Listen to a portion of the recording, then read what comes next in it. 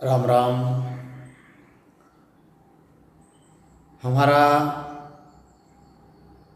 जो ग्रंथ है बेली ग्रंथ, उस बेली ग्रंथ का यह 14वां भाग है और यह अंतिम भाग है, क्योंकि गुरु महाराज की जो वाणी जी है, जो बेली ग्रंथ है, उसकी 403 साखी तक यहाँ पर हमारे पास उपलब्ध है और 403 तक यह अधूरा है। अब ग्रंथ करते जो महाराज है या भाषांतर करते जो महाराज है, उनके पास जितनी उपलब्धि थी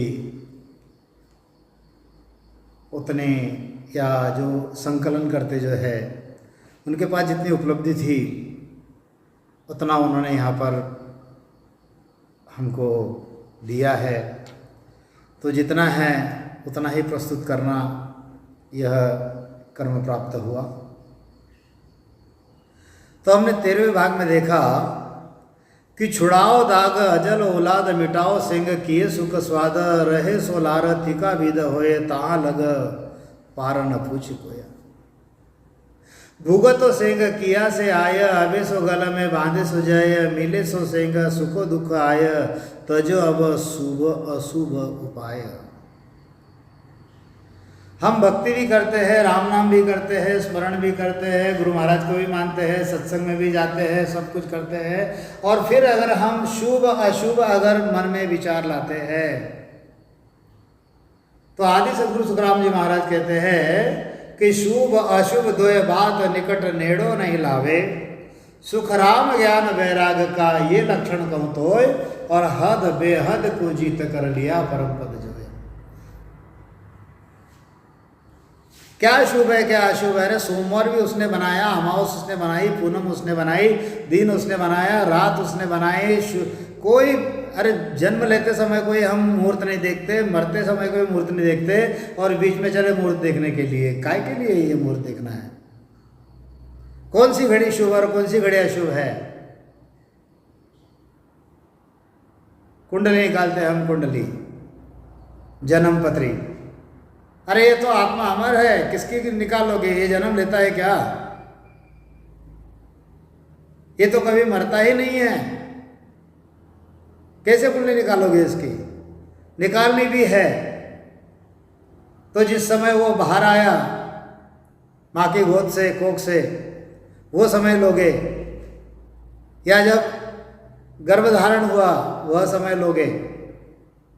बड़ी विचित्र अवस्था है ये। बड़ा हमको आजकल तो समय देखकर उसका बच्चे जन्म लेते हैं, दिन देखकर जन्म लेते हैं, आज ऐसी सिस्टम हो गई है। ये जो बातें हैं इसको, ये हमको इसकी तरफ देखना नहीं है। अगर हमको अमर लोक जाना है, अगर हमको अगम देश जाना है, अगर हमको सत्स्वरूप बनना है, तो आदि सद्गुरु सुखराम जी महाराज कहते हैं कि मिले सो सेंग सुखो दुख आय तजो सब शुभ अशुभ उपाय। जैसे जैसे कर्म किए हैं वैसे वैसे सुख और दुख यहाँ पर अरे आकर मिलते हैं। कितना भी कुछ करो, हमने देखा ना, कर्म गति टारे नाही टरी, टारे नाही टरी, कर्म गति टारे नाही टरी।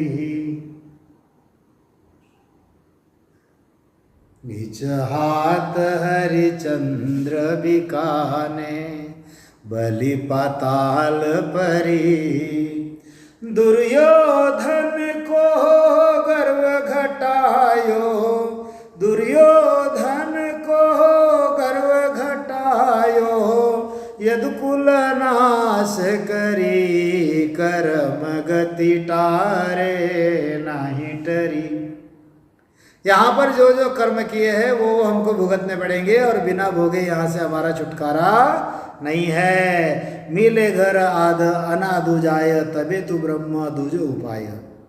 कहूँ सत्य बात सुनाओ तो ये मिलो घर आध सबे कल खोय तुम्हें हम ब्रह्म विश्वा विष चलो घर आध कहावे इस। कितनी बड़ी उपमा दे रहे गुरु महाराज। हाँ, अरे हम और तुम 20 विश्वे, तुम्हें हम ब्रह्म विश्वा विष चलो घर आध कहाओ इस। इससे बड़े कोई पदवी है क्या? जरा सोचो समझो विचार करो। कब? जब तक ये शुभ अशुभ दो बात तुम छोड़ोगे नहीं। जब तक हम और तुम, गुरु महाराज कहते हैं कि हम और तुम जो है 20 विश्व ब्रह्म है। अब तो अपने आदि घर चलो, फिर अपने आदि घर जाकर हम ही ईश्वर कहलाएंगे। जैसे यहां पर माया में ब्रह्मा विष्णु महादेव ईश्वर कहलाते ना, जब तक ये माया है तो माया के भी तो देवता है, वो भी तो ईश्वर कहलाते हैं। ऐसे ही जब ये सारी माया जब छूट जाएगी, शुभ शुभ सादा छूट जाएगा और यह आदि घर में चला जाएगा, तो यह ब्रह्मा स्वयं ईश्वर कहलाएगा।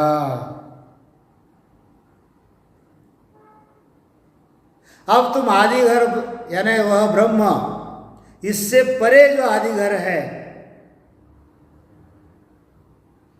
मैं सच्ची बात कह रहा हूं, ये सभी काल छोड़कर आप निकल चलो यहां से। फिर जैसे पिछले भाग में मैंने बोला था कि गुरु शिष्य का थोड़ा संवाद है इसमें, मतलब गुरु महाराज ही प्रश्न करते हैं और जवाब भी यहाँ पर उसका दिया गया है।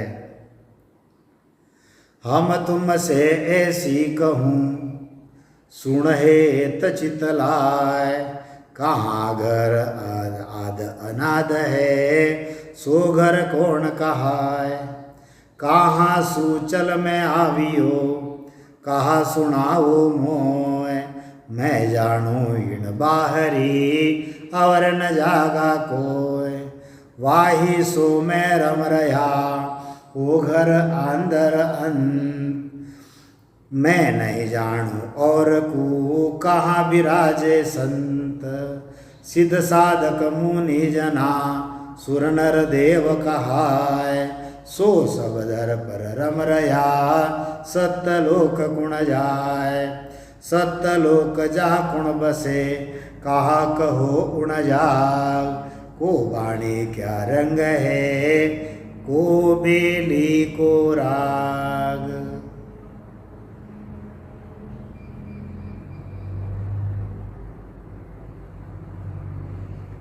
गुरु महाराज प्रश्न पूछ रहे हैं कि शिष्य कहता है कि मैं तुमसे ऐसा कहता हूँ कि तुमसे प्रीत चित्त लगाकर सुनो, वह आदि घर कौन सा है और अनादि घर कौन सा है, वे घर कौन कौन से हैं। मैं यहाँ संसार में कहाँ से चल कर आया हूँ वो मुझे कहकर सुनाओ। मैं जानता हूँ कि इसके अलावा दूसरी कोई जगह नहीं है, ब्रह्म के अलावा दूसरा कुछ यहाँ पर है नहीं है। वहीं से मैं आकर संसार में खेल रहा हूँ, वही मेरा आदि घर है, वही मेरा अंत घर है, दूसरा तो मैं नहीं जानता हूँ। सभी संत कहाँ जाकर विराजमान होते हैं ये मुझे पता नहीं है। सिद्ध है, साधक है, मुनि है, जन है, संत है, सूर है, देव है, नर है, मनुष्य है। देव यानी ब्रह्मा विष्णु महादेव ये सब कहलाते हैं, लेकिन इनका तो सारा जमीन पर ही खेल दिख रहा है, सब जमीन पर ही फिर रहे हैं। फिर उस सत्यलोक में जाता कौन है? तुम तो कहते हो कि सत्यलोक है, तो उस सत्यलोक में कौन निवास करता होगा और उस सत्यलोक में क्या है मुझे बताओ। वहाँ का रंग क्या है, वहाँ का बेला यानी वह समय कौन सा है और वह किससे प्रीति करते हैं। को वो धाम विचार के वर्णो भेद विमेय, सत्यलोक क्या सुख है क्या मिल जाने पे। मिले किसी विद जाय के सो सब कहो उपाय, तीनों लोक तासु परे ताह किस विद जाय। सुरग मद पाताल ले तीनों धाम कहाय, ताही आगे ये बात सुन मिलकर कहे न आए, तीन धाम विश्राम है, ते जाने सब कोय, के बिरिया उत जाय बोह बिरिया तत होय, जाने कदे न देखिया, काना सुना न भेयो, कहे संत चौथा देश में, हम ही मिले कैसा देव। बड़ा सुंदर प्रश्न है यहाँ पर, यह जो गुरु महाराज सबके सामने रख रहे हैं। यह जीव पूछता है, मैं संसार में कहाँ से आकर चला हूँ मुझे पता नहीं है, वो मुझे सुनाओ। वहीं से मैं खेल कर आ रहा हूँ, वही मेरा आदि घर है, वही मेरा अंत घर है। यहाँ पर जो साध है, सिद्ध है, मुनि है, जन है, सूर है, संत है, देवता है, ब्रह्मा विष्णु, ये तो सब मुझे जमीन पर ही दिखाई देते हैं। तो फिर वह जगह है कहाँ पर? वो धाम मुझे विचार करके बताओ, उस धाम की विधि, उसका वर्णन करके मुझे बताओ। मुझे ये बताओ कि उस सतलोक में क्या सुख है, और वह धाम मिलने पर देखकर क्या जाना जाता है, कैसे समझेगा कि मुझे वह धाम मिल गया। वहाँ और यहाँ किस विधि से जाकर मिला, जाकर मिलने की मुझे सभी उपाय बताओ। यह सत्य धाम तीनों लोकों से परे है, किस विधि से वहाँ पर जाया जाता है ये तो मुझे बताओ। ये तीनों धाम जीवों का विश्राम करने के लिए, रहने के लिए है। इन तीनों लोकों को तो सभी जानते हैं, कितना समय जाने में वहाँ लगेगा, वह तत्व ब्रह्म माया रहित होगा या नहीं होगा। मैंने जाना नहीं, आंखों से कभी देखा नहीं, कानों से कभी भेद सुना नहीं। अब चौथे देश में संत कहते हैं वो देश हमको कैसे मिलेगा। तो गुरु महाराज समझाते हैं, रटो राम नाम तुम्ही ब्रह्म होई, बिना तुम देव देखा नहीं कोई, जहाँ सत्यलोक ताहा तम पुर, नहीं रंग रूप अरूप हजूर, या क्षीण खेव नहीं सत्य देव, अभय अंग दोय, कहूँ लोक तिहु लोक होय, बिना सत्य ज्ञान पढ़ो भ्रम बीच, माहु माया दुखी माया अंग कीच, जहाँ सत्य लोक मिटो अंग सार, आपो आप ब्रह्म रहो निराधार, नहीं सुख चैन न कोई दुखदाई, तुम्ही ब्रह्म आप बिना कुल माई। आदि सद्गुरु सुखराम जी महाराज कहते हैं, अगर उस धाम को देखना है, उस चौथे पद को अगर देखना है, वहाँ पर अगर आपको जाना है तो क्या करना पड़ेगा? रटो राम नाम तुम्ही ब्रह्म होई, तुम बिन देव देखा नहीं कोई। आप राम नाम का रटन करोगे जिससे तुम वह सत्स्वरूप ब्रह्म बन जाओगे, तुम्हारे अलावा दूसरा कोई देव है ही नहीं। जहाँ सत्यलोक है वहाँ तुम भरपूर हो, वहाँ कोई माया का रंग रूप नहीं है, वहाँ पर सब अरूपी होते हैं। यहाँ जगत के सब नर नारी जो ऐसे लेकर ब्रह्मा विष्णु महादेव देवता जो आप बता रहे हो, ये सब नश्वर होने वाले, नाश होने वाले हैं। यहाँ पर कोई भी सत्य देव नहीं है। अगर सत्य देव को भजना है तो सत्य देव की भक्ति करनी पड़ेगी। आप अगर सत्य देव हो, आपको सत्य देव बनना है, तो यह नासत्य देव की भक्ति करने की कोई आवश्यकता नहीं है, क्योंकि ये सभी नाशवान हैं। सभी जीव सत्य ज्ञान के भ्रम में पड़ गए, सभी अपने आप में दुखी होते हैं। माया रूपी ये कीचड़ जो है सभी के अंगों में लग गया है। अरे जहाँ सत्यलोक है वहाँ जाकर स्वभाव मिटा डालो, वहाँ खुद ही ब्रह्म होकर निर्धार यानी बिना आधार के बच जाओ। वहाँ माया के कोई भी सुख चैन नहीं है, वहाँ काल का कोई दुख नहीं है। तुम स्वयं कुल के बिना, माँ बाप के बिना ऐसे आप ब्रह्म बन जाओगे। और एक बात सुनो, जहाँ सत्य धामा न मले है कोय, सदा धीर थम्ब अभंग होय, अपार अज्ञात अजित अनाथ, ताहि सत्य लोको न कोई मानसात। आलाय आलोप अतुट असाल, यहाँ ब्रह्म धाम नहीं मंझ पाल। वह सत्य धाम ऐसा है कि वहाँ पर 5 विषयों के भोग है ही नहीं। 3 लोक जो है यहाँ पर ये भंग होने वाले हैं, मतलब ये मिटने वाले हैं। और जहाँ सत्य, वह जो सत्य लोक है वह कैसा है? वह स्थिर, थंब मतलब हमेशा रहने वाला है। अभंग मतलब भंग न होने वाला है। अपार मतलब जिसका कोई वार पार नहीं है। अगाध मतलब जिसका कोई था नहीं आता। अजीत यानी वह किससे जीते नहीं जाता। अनाथ मतलब वह सत्यलोक है, उसके ऊपर कोई नाथ है नहीं, वहाँ साथी भी नहीं है, वहाँ पर मान भी नहीं है। वह अलाय, अलूप, अटूट, असाल, जहाँ ब्रह्म धाम है वहाँ पर बीच में कोई अटकाव नहीं है। और वहाँ की स्थिति कैसी है? हुआ न मुआ न किया न होय, ईसा अद्भुत लखाया मोय। अमोल आलेख अचाय न चाय, बण्या विध मुख विराजे हेराय। अरोह अराह अरोह अरोस नरिस, नहीं कोई रिज न कोई वेखिस। अथाह अचुक न वार न पार, बिना थंब धारण बन्या निराधार। जहाँ सुख चे न अचे न कोई तृण, न बूढ़ा न होय।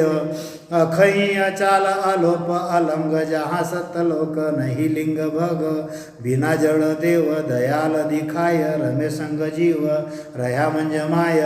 न जानू हूँ राम तुम्हारा पार, कहाँ देश नहीं नर नार। उस देश का वर्णन कर रहे गुरु महाराज कि वह देश कैसा है।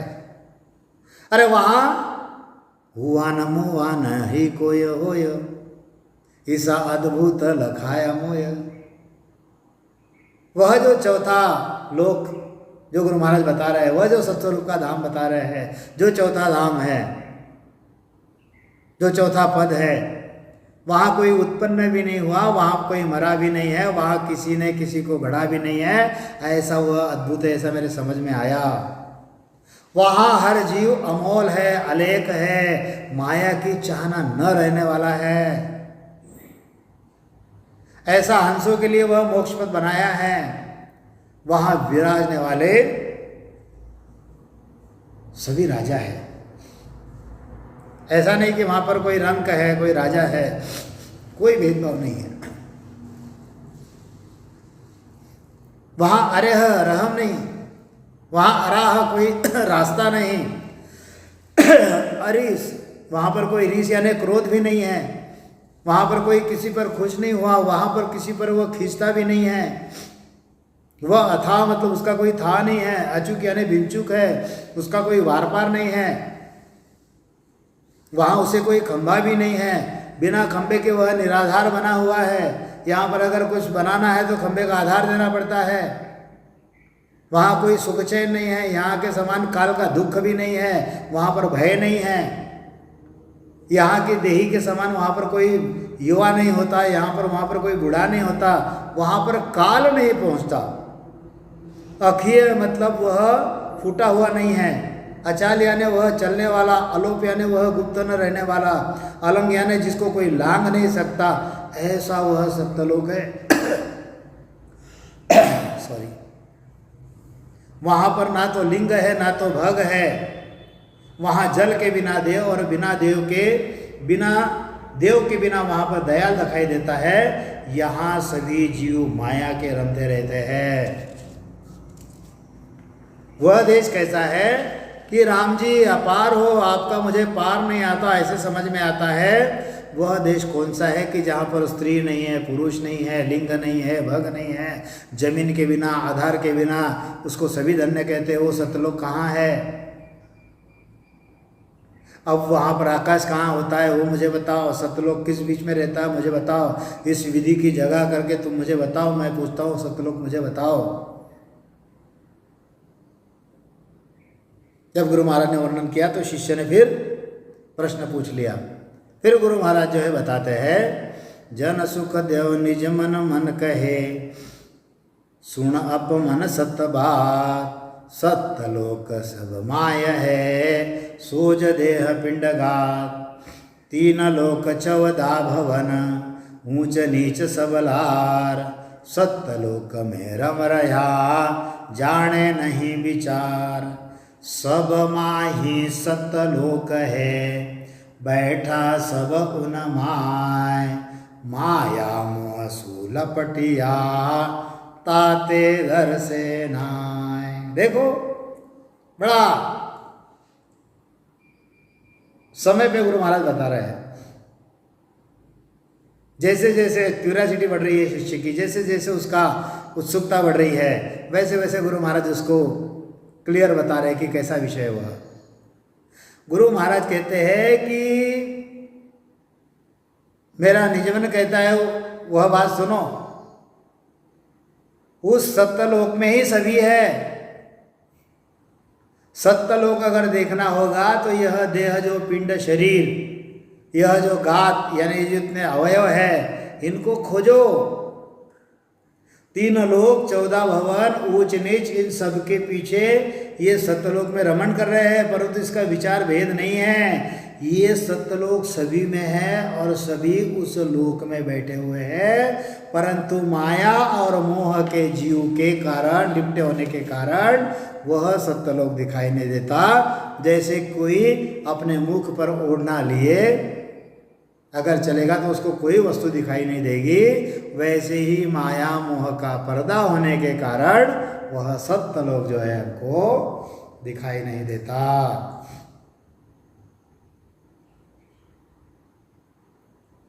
हम सब उसी के अंदर है और वो भी हमारे अंदर है।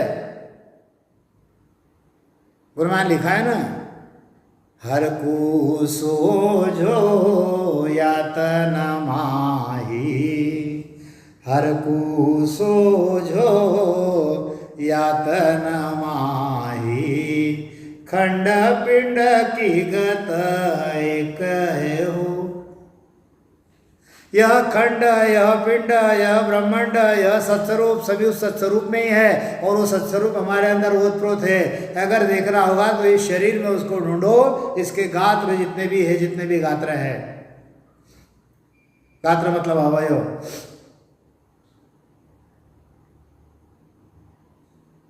इसमें आपको ढूंढना होगा कि वो कहां पर है, क्यों दिख नहीं रहा है। माया मोह भरम की रजनी, सूता जीव अघाई। यह माया मोह का पर्दा हमारे ऊपर लग गया है। जैसे कोई आंखों के ऊपर पट्टी बांध लेगा, बांध लिया, कुछ दिखाई दे रहा क्या? नहीं दिखाई देगा। ऐसे यह महामोह का जो पर्दा है हमारे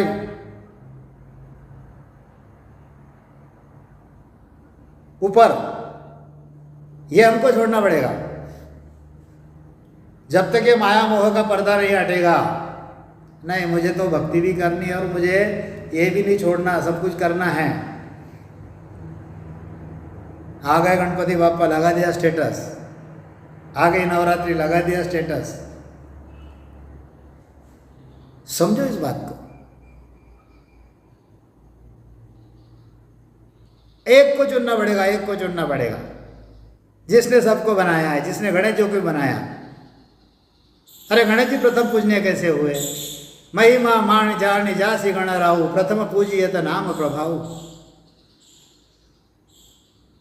इस चीज को हम समझते नहीं है। गुरु महाराज को हम कई बार हम प्रवचन में कहते हैं कि हम गुरु महाराज को मानते हैं, गुरु महाराज की बात नहीं मानते। और जब तक नहीं मानोगे, जब तक अमरलोक में जाना नहीं होगा, ये काले पत्थर की लकीर लिख लेना। बस आते रहो, घूमते रहो, यहाँ पर यही घूमते रहो और दुख पाते रहो। क्या कहते गुरु महाराज?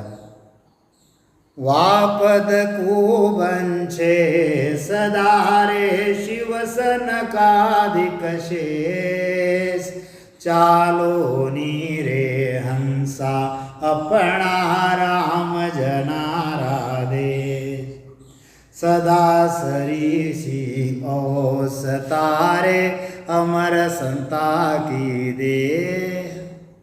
जैसे गुरु महाराज ने पिछली साखी में लिखा कि वहाँ पर कोई तरुण है और तरुण का कोई बूढ़ा नहीं होता।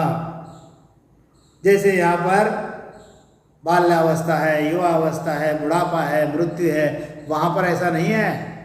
सदा शरीर की ओर सितारे अमर संता की देह। वहाँ पर तुम ही राम हो, वहाँ पर तुम ही ईश्वर हो, वहाँ पर तुम ही परमात्मा हो। आदि सदगुरु सुखराम जी महाराज कहते हैं कि मेरे निजमन की मैं बात बता रहा हूँ। यह सत्यलोक का जो स्वरूप है यह कैसा है, क्या कहते हैं गुरु महाराज कि बाहर का सत्यलोक मैं तुम्हें बताता हूँ, उस बाहिर को सत्यलोक को सुन जो सब नर आय, पोल मुष्ट में ना बंधे एही लोक कहाय। सुन साहेब यू रम रया दूध घृत रसमाय, महासुन्न पर सुन्न है सो सत्य धाम कहाय। वो सत्यलोक स्वरूप है तो मुझ सोचन कोय, हाँ लूडे लूफ नहीं घिरूं रहू इसी में सोए। या वो मोय बाता कहूँ यही लील विलास, तो को क्या सोच है मो सत्य साई पास। यहाँ पर वह माया की जो लपट है, वह आंखों के ऊपर माया की पट्टी होने के कारण वह सत्य हमको दिखाई नहीं दे रहा है। तो आदि सद्गुरु सुखराम जी महाराज कहते हैं कि निजमन जानकर सुनो, सत्यलोक में और सत शब्द में उत्पत्ति और लय नहीं होता, प्रलय नहीं होता। कभी कभी लोग कहते हैं कि अब मेरा भजन नहीं रहा, मेरा शब्द कहीं चला गया, वापस मुझे कंठ से करना पड़ेगा। कहते हैं ना, प्रश्न लेकर आते लोग। ये जवाब यहाँ पर दिया गुरु महाराज ने। सत शब्द सत्यलोक में उत्पत्ति प्रलय न होए, वह जो सत्य शब्द है उसकी उत्पत्ति भी नहीं, उसका प्रलय भी नहीं है।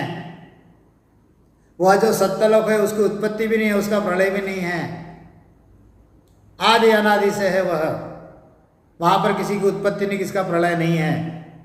एक बार शब्द आपके अंदर प्रकट हो गया कभी मिटेगा नहीं। वो आपको जात जात आनंद गर्जासी, आगे पीछे सोई, गुरु महाराज कहते हैं। इस चीज को समझो।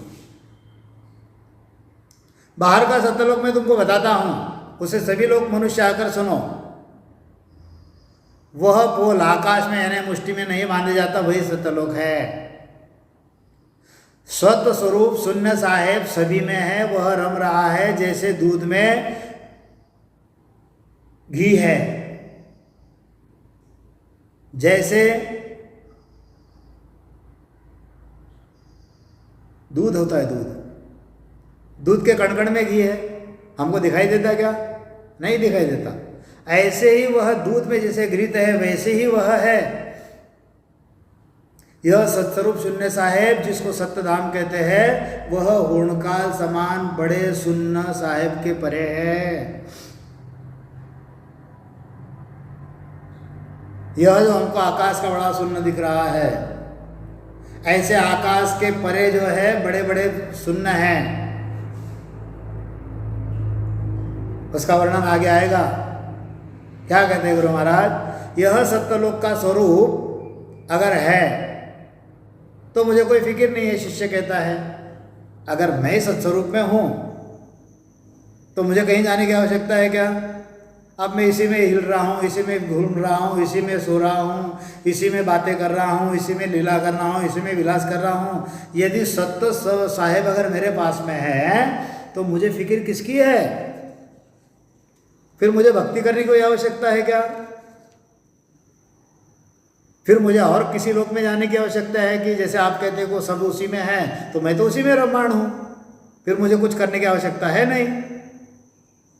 तो आदि सद्गुरु सुखराम जी महाराज कहते हैं जो सत्य शब्द सत्स्वरूप उस धाम, उसका धाम सत्यधाम लाकर मैं कहता हूँ, तुम्हें बताता हूँ उस रीत से, और तुमको वह विधि मैं बताता हूँ, तो मैं उस सत्य धाम में जाकर बैठा हूँ। आठों प्रहर रात दिन सत्य शून्य में रहता हूँ। आप कहते हो तो सत साहेब एक ही जगह है, अब मैं भजन किसका करूँ और किसके पास जाऊँ?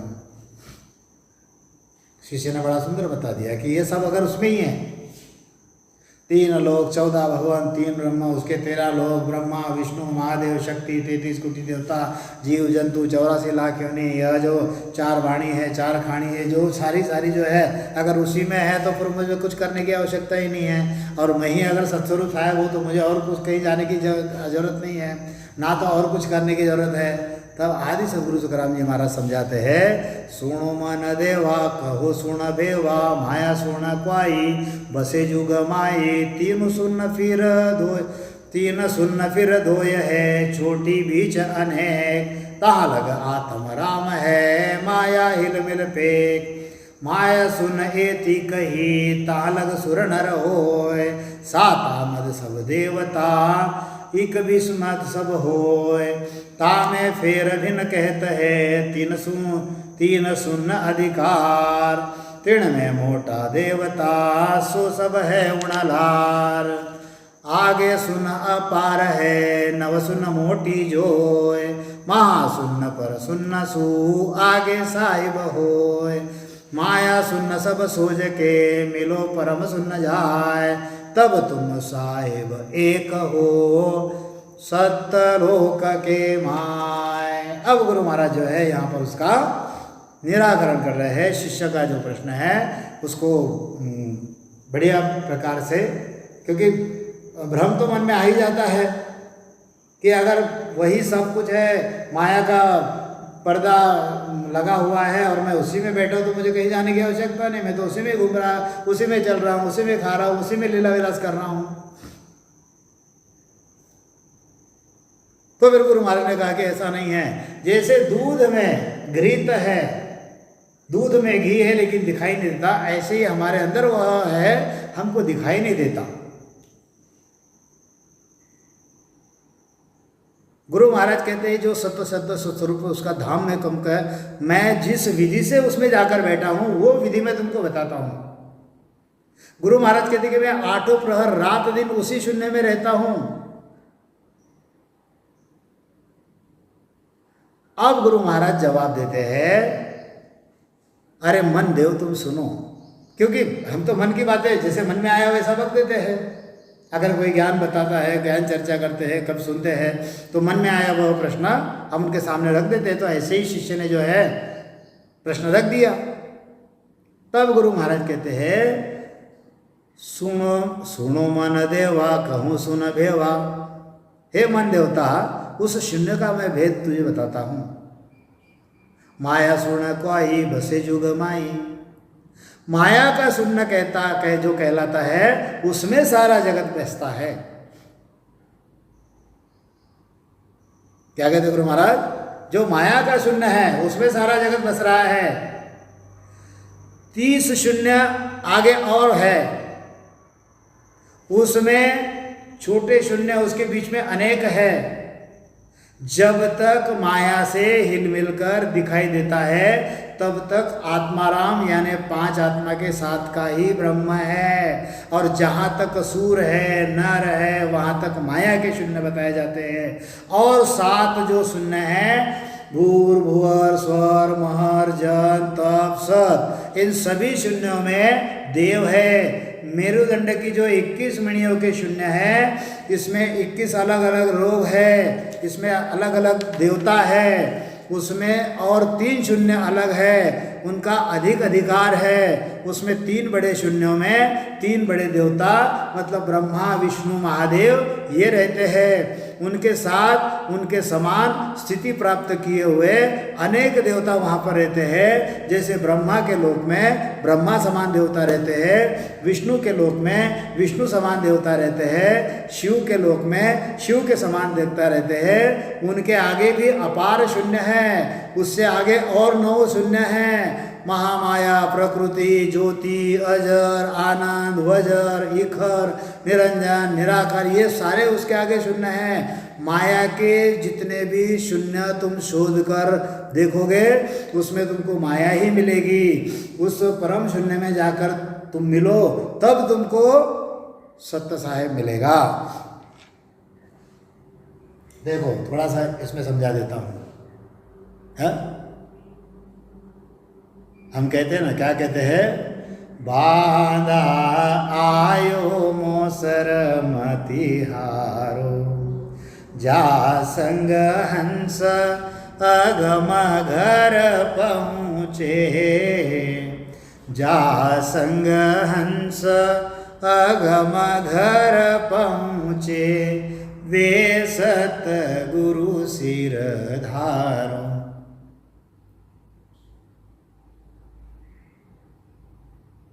जा संग हंस अगम घर पहुँचे, वह जो परम शून्य है उस परम शून्य में जाने तक सभी शून्य में आपको आत्माराम ही मिलेगा, वहां पर सत्स्वरूपी राम आपको नहीं मिलेगा।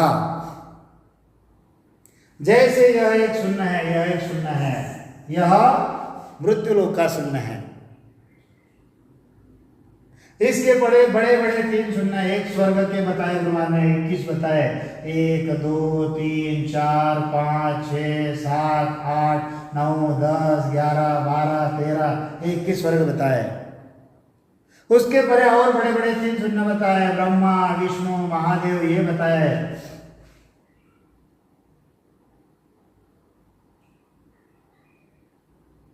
उसके परे गुरु महाराज ने और बताए, क्या बताए?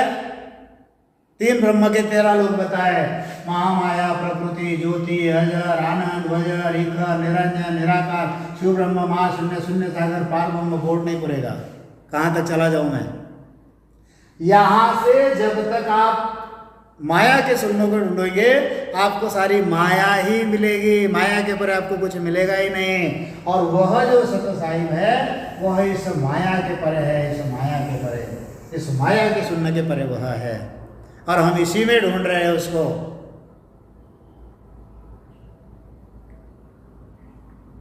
किसी को कोई ध्वनि आ गई तो कहते हैं कि नहीं मुझे तो सत्य साहिब मिल गया है। नीचे भी है पाताल के सुनना, ये सब तो पाताल बताए, ये भी और नीचे सुनना है, अनेक सुनना है। गुरु माँ ने लिखा है, कोटक सुनना चूर कोई जावे, कोटक सुनना चूर कोई जावे, से हंसा हमारा पुर पावे। अलौकिक ग्रंथ में गुरु महाराज विशिष्य पूछता है, सिख बूझे गुरुदेव जी हंस जाय किम मोख, केती सुनना बीच में कौन कौन सा लोग, कोई कहे सुन एक है कोई कहे अनेक, सो मोय वर्ण सुनाव जो तम आया सब देख। शिष्य गुरु से पूछता है कि यह हंस परम मोक्ष में कैसे जाएगा। शिष्य पूछे तो गुरुदेव जी हंस जाए कि मोख, केती सुनना बीच में, उस मोक्ष के रास्ते में कितने सुनना पड़ते हैं, क्योंकि कोई कहता है कि ये सारा एक ही सुनना है, कोई कहता है कि अनेक सुनना है। तब गुरु महाराज कहते हैं, कोटक सुन्न चूर कोई जाए, सो हंसा अमरापुर पावे। गुरु महाराज ने यहां पर ये सारे सुन्न बता दिए। तो आदि सदगुरु सुखराम जी महाराज कहते हैं कि माया के सभी शून्य शोधकर परम शून्य में जाकर मिलो। पहले तो आपको माया के शून्य खोजने होंगे कि महामाया कैसा है, प्रकृति कैसा है, ज्योति कैसा है, अजर कैसा है, आनंद कैसा है, वजर कैसा है, इकर कैसा है, निरंजन कैसा है, निराकार कैसा, ये सब। और ये गुरु महाराज की सत्ता से इतना सहज में हो जाता है कि हमको कोई देखना ही नहीं पड़ता, ये खोजना ही नहीं पड़ता। जैसे हम कोई ट्रेन में बैठ जाते हैं, एसी में बढ़िया, अपने सीट पर बैठ के पर्दा लगा दिया, सो गए, सीधा सवेरे मुंबई उतरो, बस ये स्थिति है। राम नाम का स्मरण करो आती जाती श्वास में, और बढ़िया 10वें द्वार के परे चले जाओ, अखंड ध्वनि आपको शुरू हो जाएगी, उसमें रम जाओ। एक बार अखंड ध्वनि लग गई, धुन लगी धोखा मिटा, आप काल के मुख में नहीं आओगे। फिर गुरु महाराज कहते हैं, फिर शिष्य पूछता है, ओ तुम भेव बतावियो परम सुन्न को आय, बिन पर पाखा बाहिरो क्यों कर उड़वा जाए। पर पाखा मेरे नहीं पाँव चला न जाए, बीचे तुम बहु सुन्न कही क्यों कर मिलिए आय। सुन सुन्न के बीच में पर्दा घाट करूर, बिन अवध शस्त्र बिना कहो किम करिए दूर। बड़ा सुंदर प्रश्नोत्तर चल रहे, बड़े सुंदर। सारे भ्रम जो है गुरु महाराज निकाल रहे हैं, सारे भ्रम जो है वह शिष्य पूछ रहा है। तो शिष्य पूछ लेता है कि परम शून्य का आप भेद बता रहे हो, आपने मुझे बता दिया, लेकिन बिना पर के वहां पर, बिना पंखों के वहां पर उड़कर किस प्रकार से जाया जाएगा? मुझे पर भी नहीं है, पंख भी नहीं है, पैरों से चलकर नहीं जाता, और आपने कहा था बीच में तो अनेक असंख्य शून्य बता दिए, तो उसमें जाकर कैसे मिला जाएगा? शून्य शून्य के बीच में बहुत सारे पर्दे, बहुत कठिन घाट है, वहाँ हथियार के बिना, शस्त्र के बिना पर्दे और घाट कैसे दूर किए जाएंगे, वह मुझे बताओ।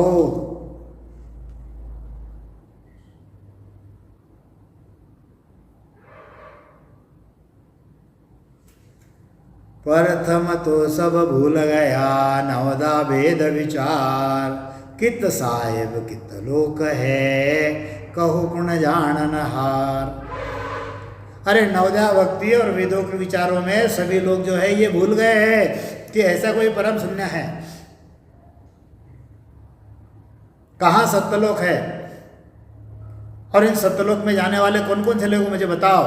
तब गुरु महाराज कहते हैं, कहूँ सत्य भेवा सुनो सब देवा, गहो ज्ञान भारी लंगे मजतारी, हृदय मुख हेला करे किर्ण पेला, धरो ध्यान सोई भजो नित्य मोई, नाभि धाम लारा पिया प्रेम प्यारा, उभे अंक दोई गहो मुख सोई, दिवस रात सारी लभे जीव प्यारी, तबे गेल सूझे बड़ा संग बूझे, रटो नाव सोई ब्रह विध होई, छाड़े मन माया कसे काम काया, हरे हेत सारा नवे लगे नाव प्यारा, हृदय माही एक माया सुख पेकी, पढ़ो ताव सोई रोवे सब लोई, कहा खेल क्वाणो पंचधर जाणो।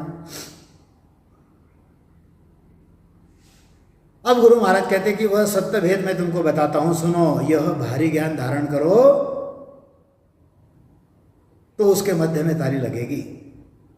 सर्वप्रथम आपको क्या करना है, हृदय और मुख से पुकार करो और ध्यान धरो।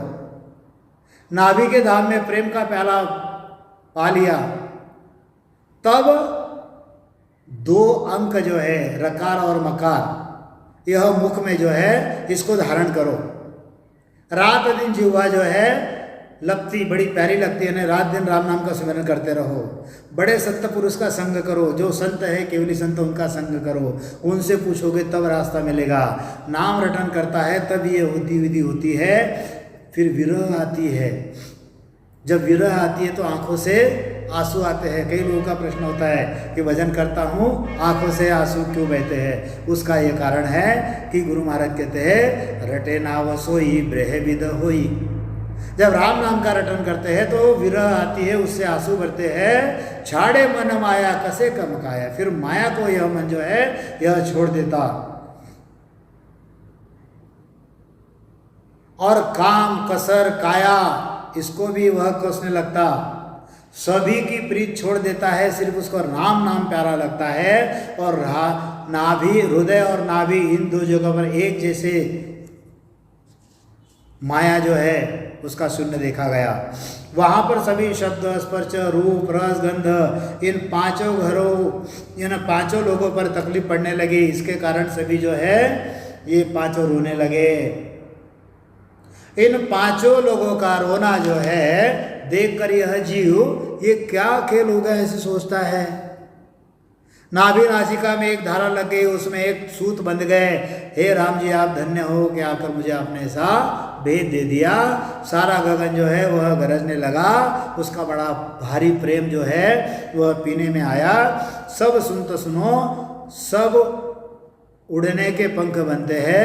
पहले मुख में झोंके लेने लगा, फिर कंठ में कमल खुला खिला, फिर सारे शरीर के रोम जो है धूजने लगे, कांपने लगे, नाखून से आंखों तक।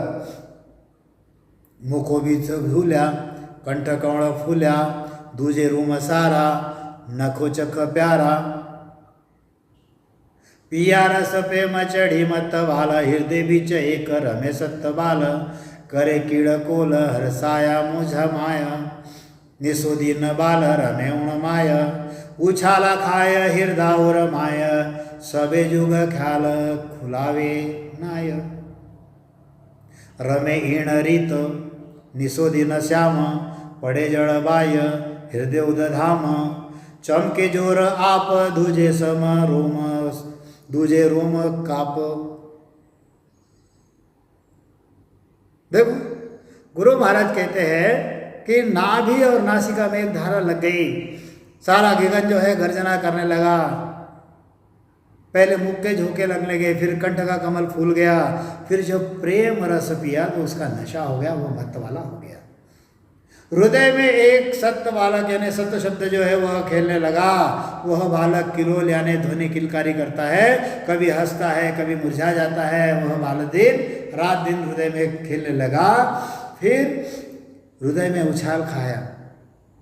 संसार के सभी खेल जो है अच्छे नहीं लगते, इस तरह से रात दिन खेलने लगा।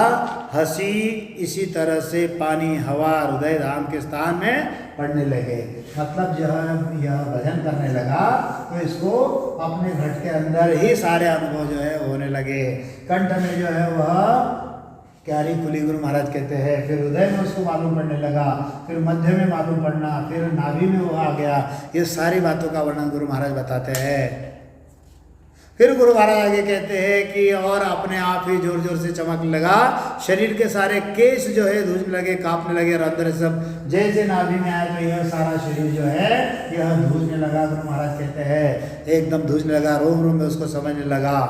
और हृदय में लहरें समुद्र में लहरें जैसे उठती है वैसे लगने लगी। जैसे गांव में अचानक धूम होने लगती है, जैसे कुएं से पानी उबकने लगता है, उफान लेने लगता है, इसी तरह आंखों से हमेशा पानी बहने लगा।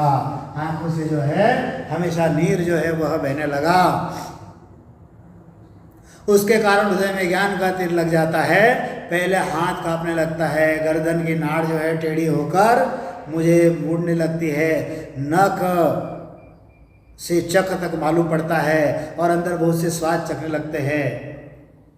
6 तरह के स्वाद आने लगते हैं। कोई कहता है कि मुंह में मीठा हो रहा है, कोई कहता है कि मुंह में पानी आ रहा है, कोई कहता है कि ये सारे स्वाद जो है आने लगते हैं।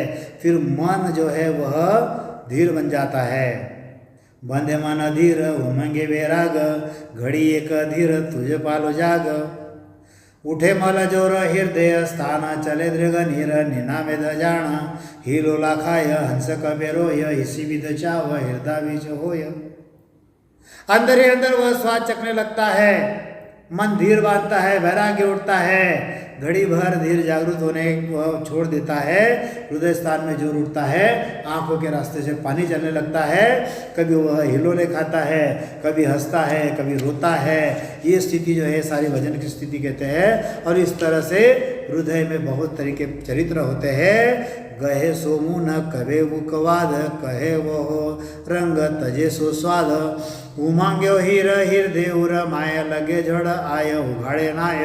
बरसे कर्ण बूंदो रो ममंकार, धीनो सत्य साम उपावण हार। कि ओ भव वेव कि में कर तार, रख रटे मुख नाम चलो वरदार। बंदीली उडवर इसी उर माय, हरगट माल धरो जल जोय। इति बेली ग्रंथ अपूर्ण।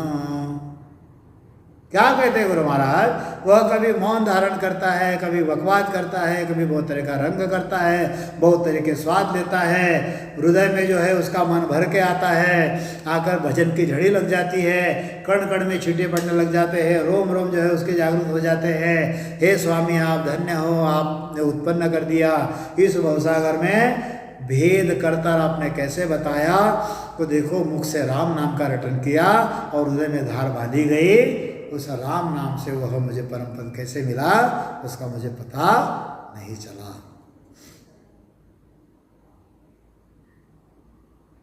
और यहाँ तक 403 हमारी साखी है। तो गुरु महाराज ने इसमें सारा वर्णन किया है। आप इसको 1 बार 2 बार 3 बार अगर सुनोगे तो सारी बातें जो है हमको याद आ जाएगी कि हमने भजन करते समय हमारी स्थिति कैसे हुई थी। इन्हीं शब्दों के साथ मैं विराम देता हूँ। बोलिए आदि सद्गुरु, सर्वात्माओं के सद्गुरु, सर्व सृष्टि के सद्गुरु, सद्गुरु सुखराम जी महाराज ने धन्य हो, धन्य हो, धन्य हो। राम सभा में राम राम महाराज राम राम।